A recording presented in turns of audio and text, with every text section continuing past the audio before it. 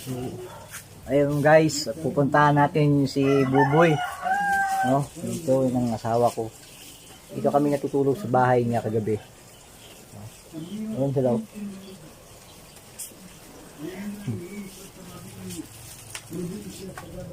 Kung saan ko sa Buboy dito? Ayun. Mag-vlog kami dun. Grabe, super sipag ng tao na yun.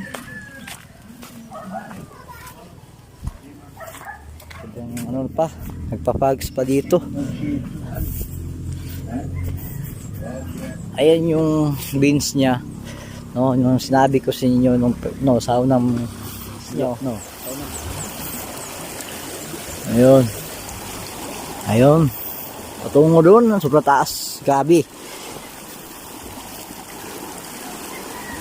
Punta natin. Yung sa amin pala, yung sa biyanan ko ay nandun sa bandang unahan. Nandun pa. Kaya pupunta kami dun mamaya. So ito yung muna yung binablog ko, yung binibidyohan ko, yung sa beans ng chewing ko. No, sa chewing ng asawa ko. Bali, chewing ko na yun. Chewing ko na rin yun. No? So puntahan natin. Grabe, maaga itong gumising. Mga alas 3 pa, gumising na to. Yan. Ayan o. Ayan o. Hey! Napakaginaw. Hey!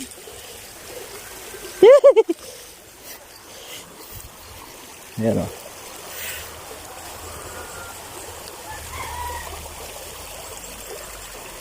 Ang nakadabis lang, no, sa beans niya dito ay malapit lang siya sa tubig. Ayun. Kapag mag-aabono siya na may halong tubig ay malapit lang, no. At saka kung naman siya, kung magdilig naman siya ay malapit din sa tubig. Kaya napaka-basic lang dito. Doon sa amin ay napakahirap lang tubig doon, no. Kaya kailangan, no, mag-igib talaga. Magpundo, no. Sa Bisaya pa, magpundo ng tubig. Yun. Ayun yung chewing ng asawa ko. Grabe. Kanina pa to, akalain nyo, alas 3 ng umaga nagigising. Para lang yung ginagawa niya dito, ayun, kung nakikita no sa ginadala niya. Ayan o. May hawak yan na may PC o lubid, no, sa bewang niya. So ang ginagawa niya dito mga lods, ay ito yung ginagawa niya. Ito, bali nagkatayang siya dito na maliit na lubid patungo dun. Yan. Kasi dito may tayang na po ito. Diyan sa taas. Ayan, no.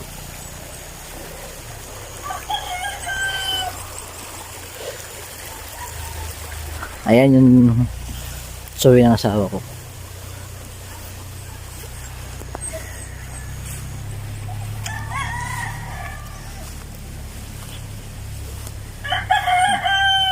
Bibisaya muna kami. Mga trabaho niya. Panano? Oh. Pinuto niya yung lubid. Tapos, tatali niya dito. Oh, ayun oh. Ito yung sinasabi ko sa inyo na may beans siya na tanim. Kaya ito, nakikita nyo sa na-upload natin kahapon. No, kasi kahapon natin in-upload yun. Ito, nakikita nyo.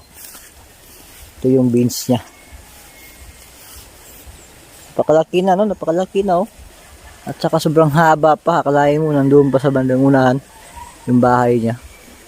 Nakadabis lang dito kasi itong beans niya ay malapit lang sa bahay niya. At saka malapit din sa tubig. Actually, at saka malapit din sa kanal. Ayan. Ayan.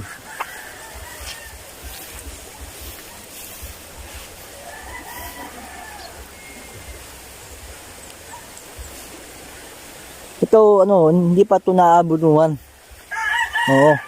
Wala pa ito, hindi pa ito nakatikim ng abono. Ano sa ka mag-abono, boy? Ay. Nya. Mag-abono ka niya? Nya. Mag-abono na po mo niya. Makita na po mo sa pag-abono. Papakita ko sa inyo, no, kung ano yung abonong gamit niya. Pero hindi na natin i-mention yung pangalan, no? Pero ipapakita ko sa inyo kung anong dapat pag-aabono, tamang pag-aabono dito, di ba? Oh. Baka nagtatanong kayo sa akin kung anong trabaho ng suwi ng asawa ko kasi may tanod nakalagay sa likod niya. Tanod talaga ito dati. Tanod. Pero minto siya sa pagtatanod kasi nagtatanom na ng gulay. Tanom. Yan.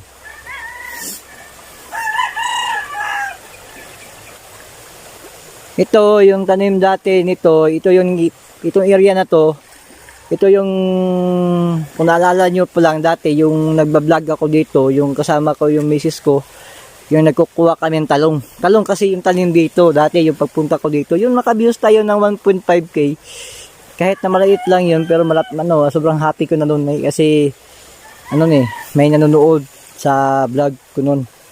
So ito yung talong, dati, kung naalala nyo, no? Pero, sa isunod na ito, tanong ba? Talong, sunod. Batong nga sunod na to? Ha? Talong kaya ko ng batong mo lagi. Pagkatapos sa talong, ayan, lugnas na. Pagkatapos, tinaniman niya ng batong.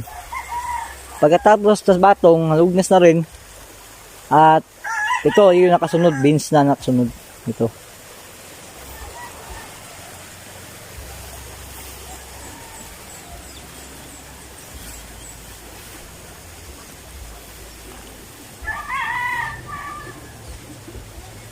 Mamaya, pupunta na naman kami doon mamaya sa amin doon, sa biyanan ko.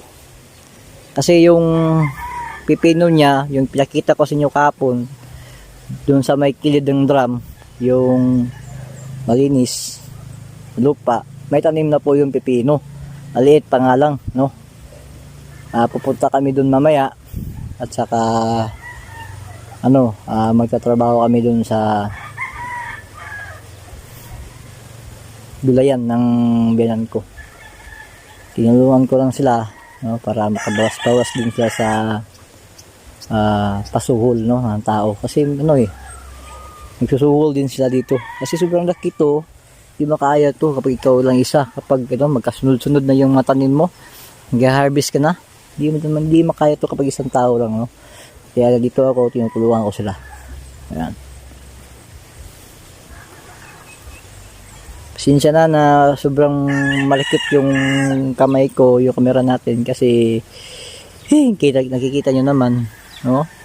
Nagpapags pa, kaya giniginaw pa yung cameraman nyo. Okay. So malapit na siya matapos. Malapit na, no? Nandun na, malapit na.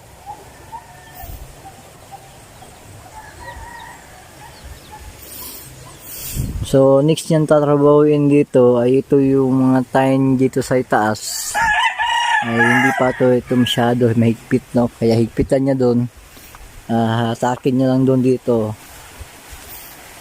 sa may poste. Pag ganun lang, pag ganun lang ba? Saan ba po yan nilagay yung camera?